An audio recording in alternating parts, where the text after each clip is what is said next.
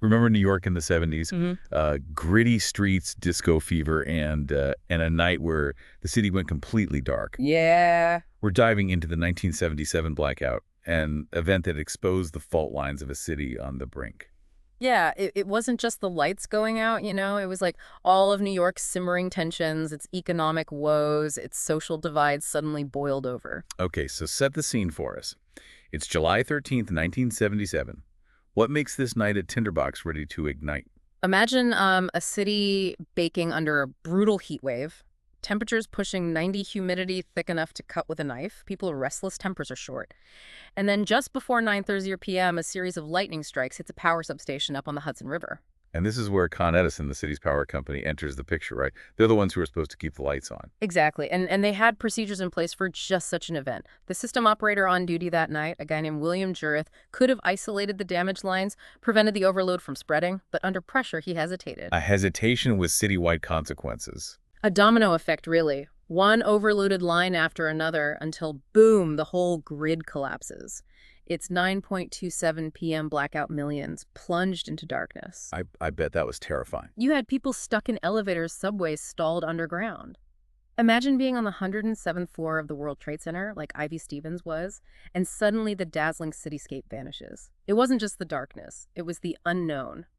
What happens next? So how did New Yorkers react to this sudden plunge into the unknown? Well, you had two sides of the coin. Up in some of the wealthier neighborhoods, it was almost romantic. Impromptu candlelit dinners, people gathering on stoops sharing wine. Harpists even started playing Dancing in the Dark at the Met Opera. A city that never sleeps, finding a new way to entertain itself. But down in the poorer neighborhoods, especially in the Bronx and Brooklyn, the mood was very different. For many, the blackout wasn't a novelty, it was an opportunity.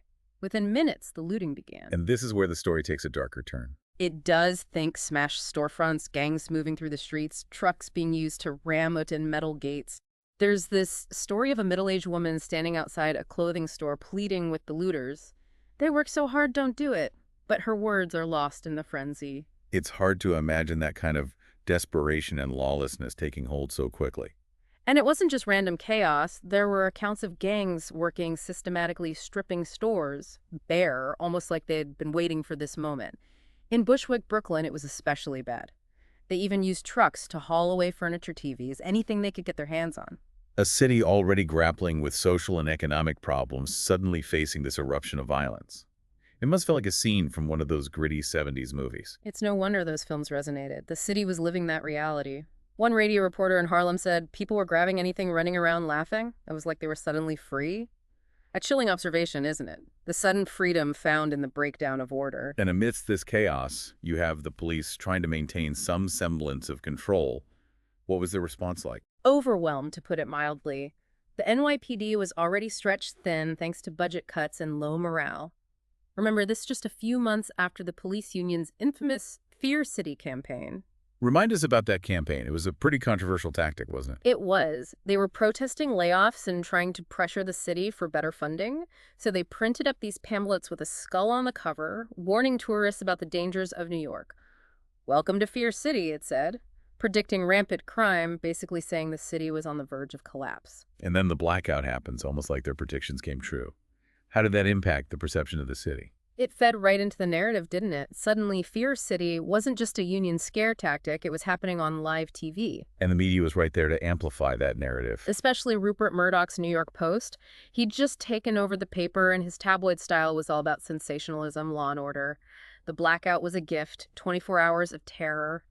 Their headlines screamed, focusing on the looting, the violence, painting those involved as animals. That's dehumanizing language. Was there any pushback against that kind of framing? Oh, absolutely. The New York Times, for example, took a different approach. They acknowledged the chaos, but also tried to understand the context. Their coverage highlighted the poverty, the unemployment, the lack of opportunity in those neighborhoods where the looting was most intense. So two very different narratives emerging from the same event. It's a reminder that the way we tell stories, the language we use, has a huge impact on how people understand and interpret events. Let's dig into those underlying social and economic factors a bit more. New York in the 70s was already facing some serious challenges, right? It was a city in transition, struggling to adapt to a changing world. One of the biggest blows was the loss of manufacturing jobs.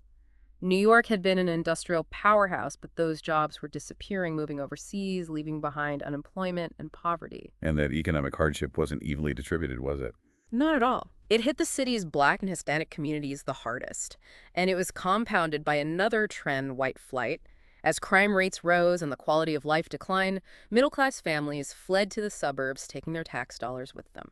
Leaving behind a shrinking tax base and a growing number of people reliant on social services.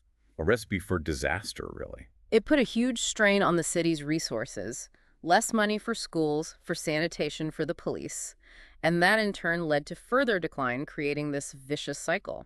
So you have this city grappling with poverty, crime, racial tensions, a shrinking tax base, and then you have the city's leadership trying to navigate this perfect storm.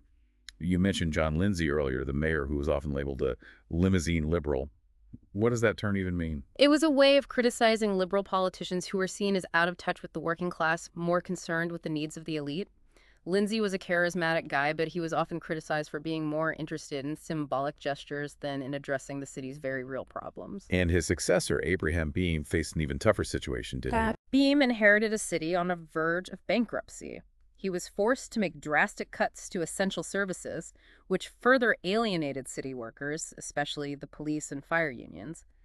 And then you have that Fear City campaign on top of it all.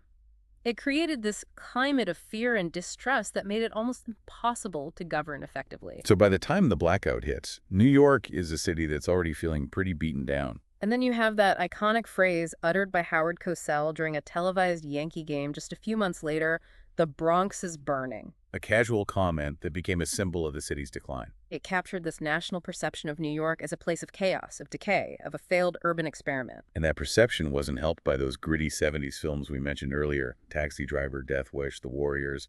They all presented a very bleak vision of the city. They tapped into a very real anxiety about the future of American cities. Were they destined to become lawless wastelands? Was the American dream turning into an urban nightmare? But here's the thing. New York didn't stay down for long. It bounced back, didn't it? It did. And that resilience is part of what makes the city so fascinating. What sparked that turnaround? Right. Was it just a matter of time, or were there specific factors that contributed to New York's resurgence? Well, it was a combination of things. You had a new breed of leadership emerging, folks like Ed Koch, who came in promising to restore order and crack down on crime. Koch was a Democrat, but a very different kind of Democrat than Lindsay or Beame. Exactly. He was tough-talking, no-nonsense, and he appealed to a city that was tired of feeling unsafe. And he wasn't afraid to make unpopular decisions like cutting the city's budget and taking on the unions. It was a risky strategy, but it worked. It signaled to investors that New York was serious about getting its fiscal house in order. So a shift in political winds played a role. But what about the economic side of things? How did New York manage to climb out of that financial hole?